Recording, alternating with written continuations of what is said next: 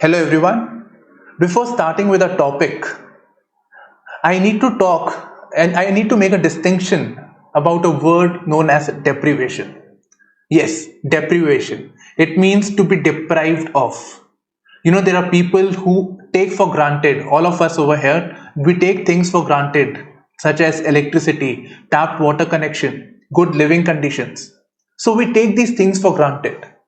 There are a large number of people who are deprived in our country. So across pan India, people are deprived.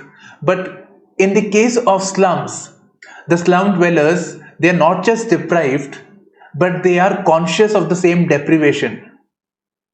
They live in the same environment where we see a stark contrast. You can see this particular image where you can see the people are clustered together.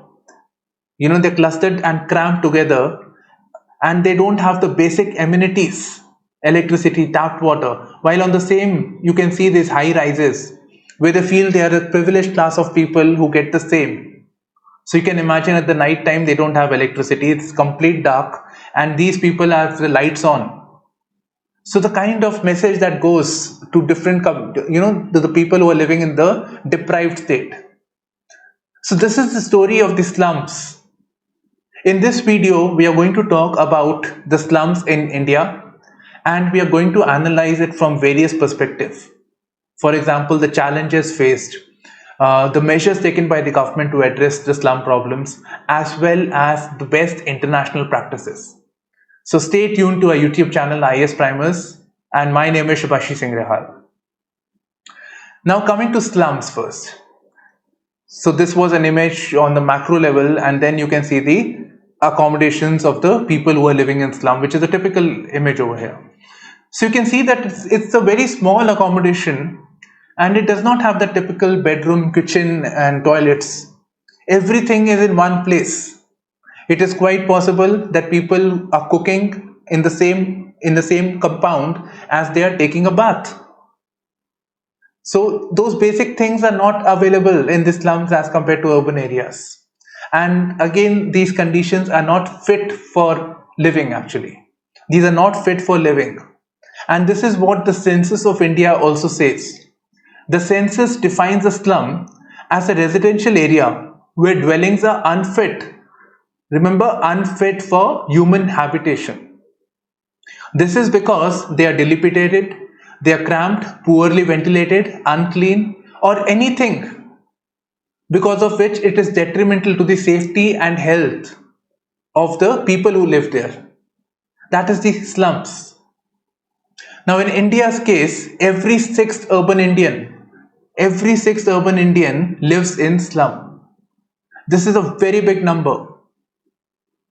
In fact, when we talk about, let's say we're talking about Bombay, Bombay, the place which has the highest property rates and also the highest slum dwellers.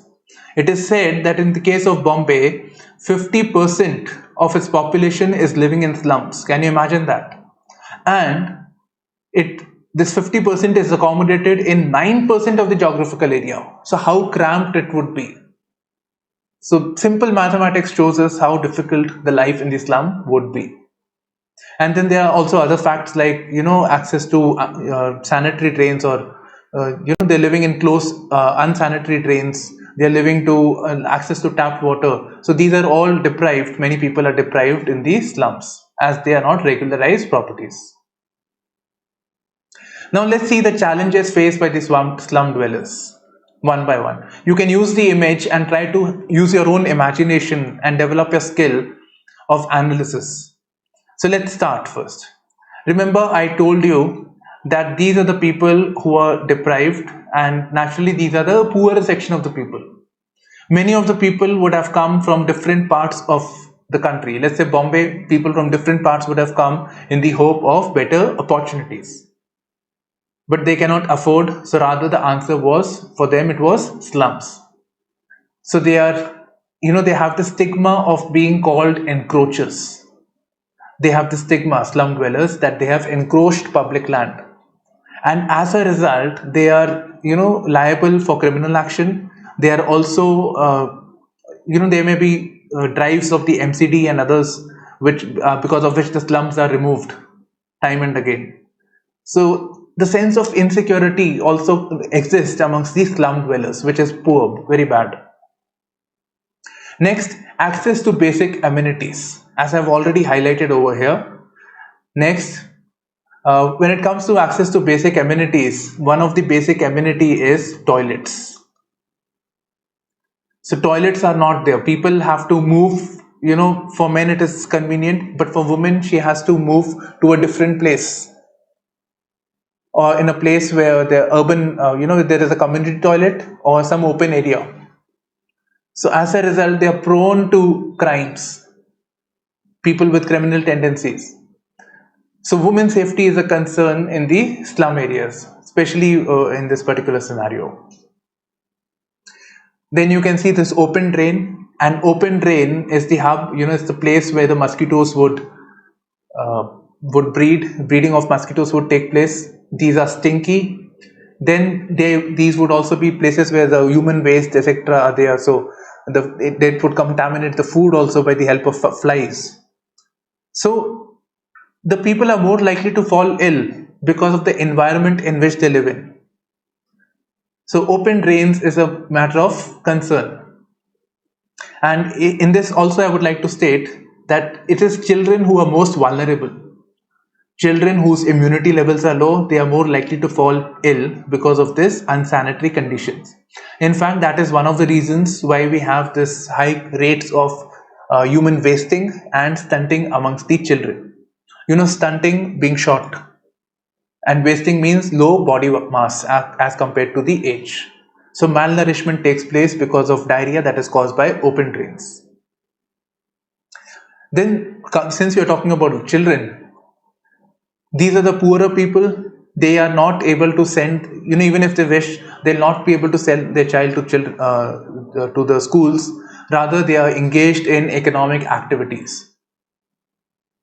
So a child is deprived of their right to education and to have a better quality of life, which is granted for so many others.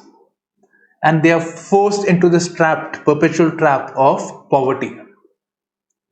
And many of these children are actually engaged in menial jobs, menial occupations, like being a rag picker, cleaning of the toilets, drains. So those activities are set for these children. And all of this, remember, the living environment also affects the mental health of a person.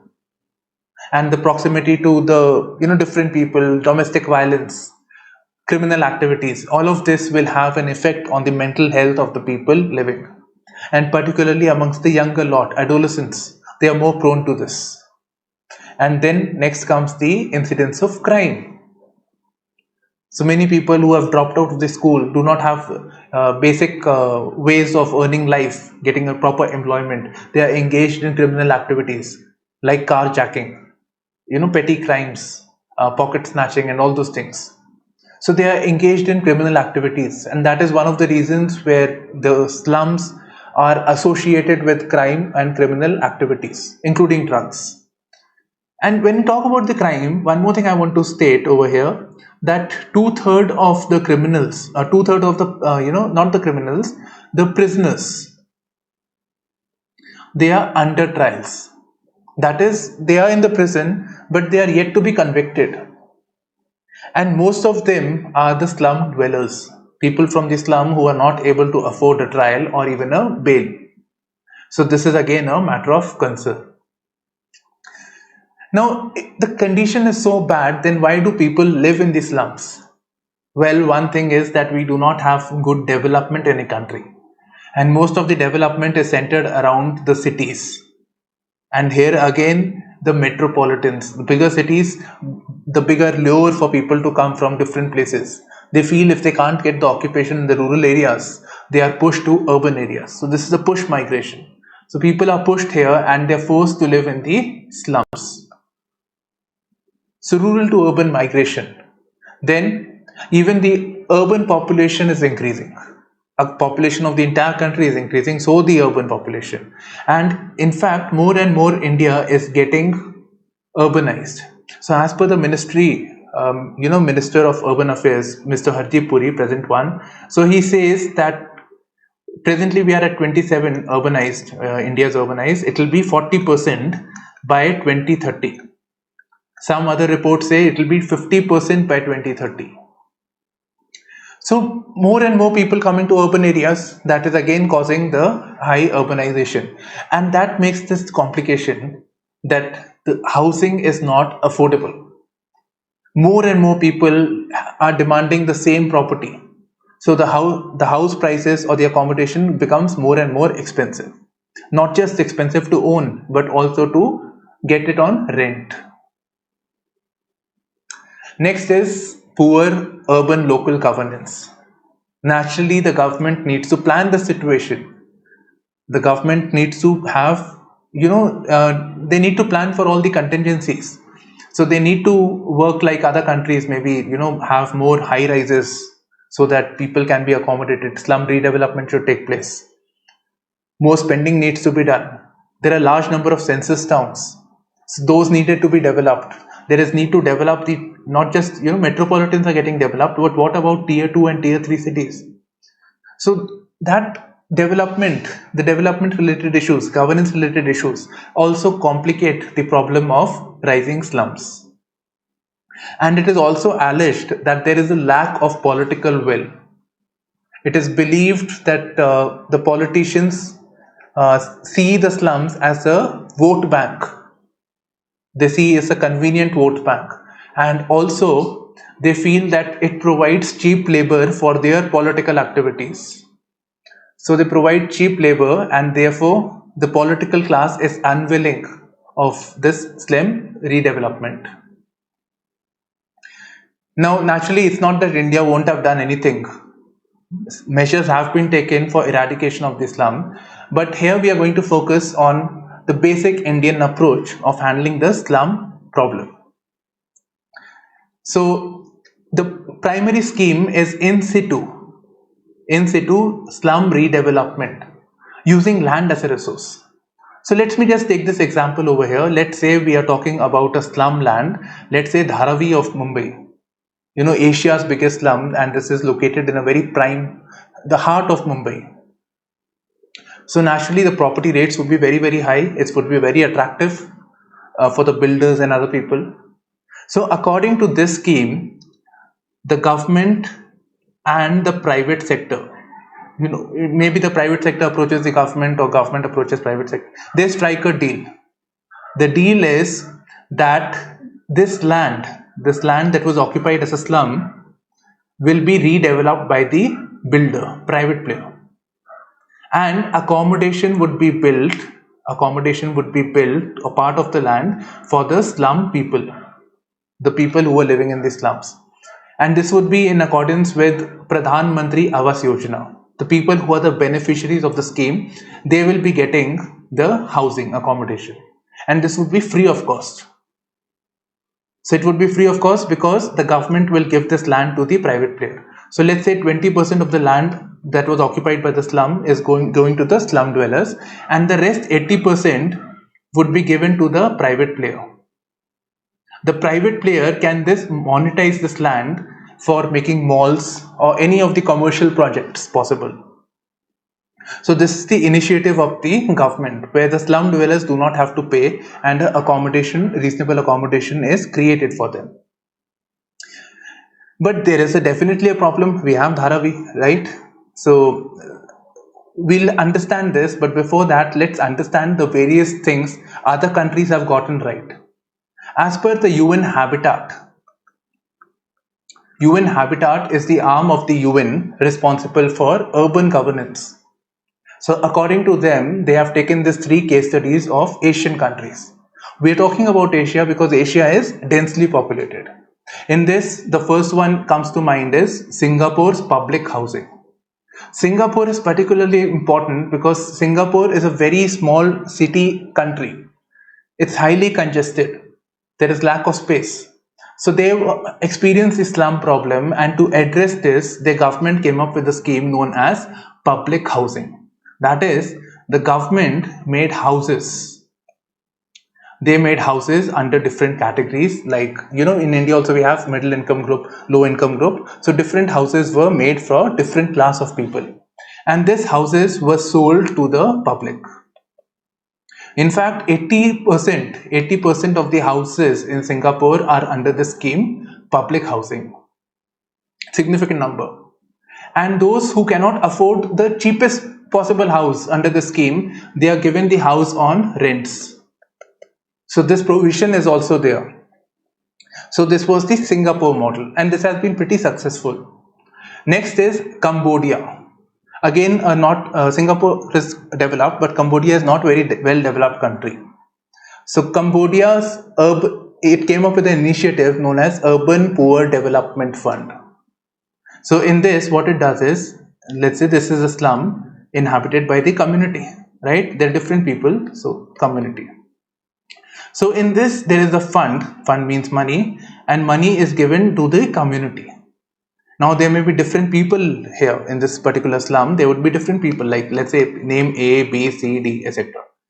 So it is not given to the individual separately, rather the money is given to the community as a collective. And this community is responsible for the spending. They are responsible for how the money would be spent. Spending in, they would be responsible for planning of the project. They would be responsible for monitoring who would be the beneficiary, etc. That will be done by the community level. So community is engaged over here, and therefore there is a kind of a trust. There is a trust over here, and therefore such scheme is successful. In the case of India, there was a deal between the government and the private player. Nobody asked what the people wanted. Therefore, there is always a mistrust when it comes to the Indian scenario. And there is also allegation of corruption and a nexus, unholy nexus between the private sector and the government. But Cambodia has got this right. And then also the case of Sri Lanka. Sri Lanka has something very similar. So, again in India's case, it was the private sector. So they also had the same approach, that is, it would be given to the private sector, just as India's case. So they said private sector is not working out for them, people are not cooperating, what do we do? They said, why not have a direct contract with the community? So directly community is engaged, they are given this responsibility, and they are engaged in all the activities from planning to the execution. And as a result, what has also happened is one more gain, that since the private sector is not engaged, as a result, the cost is saved. Private sector wants profit. The community, when they are engaged, they would make sure that lowest possible cost is involved, because ultimately they would be paying a part of it. So this is a very good initiative. So these are 3 success stories, the features of which can be incorporated in India's context. So this is all we have in this particular video. Thank you for streaming into IS Primers, and please do like, share, subscribe. All the best for preparation. Bye bye. Take care.